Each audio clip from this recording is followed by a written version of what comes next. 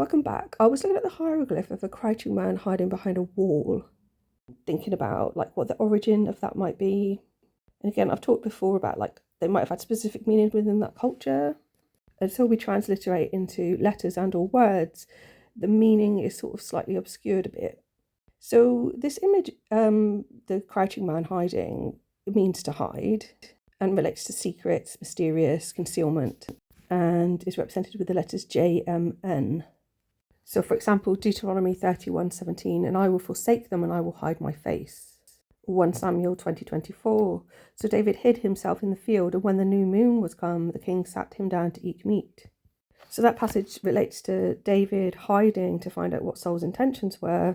Also references a new moon and later on a city, which are all references to Newt at some point. It also references 3 days as well.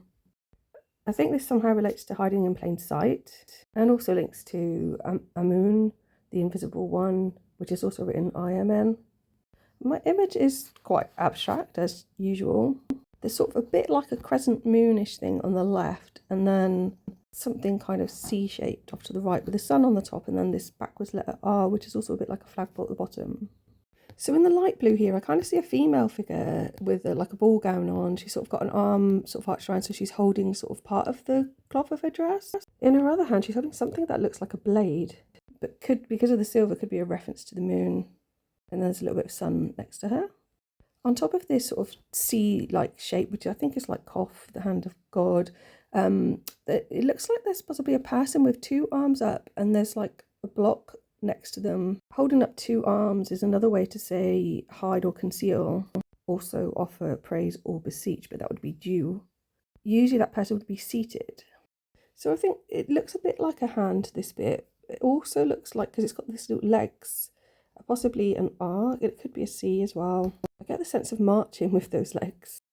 So up near the top is like a half sun, so a setting sun, I guess, or a rising sun. And there's some squiggles in there which look like people, possibly. Actually, the one in the centre looks a bit like the thigh. It's got an arm coming out, crossing arms with this person on the right.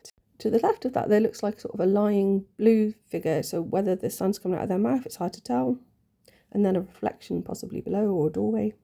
In the part of the crescent moon that's coming down, I kind of see this blue figure almost like diving into the water, the sky, whatever that is.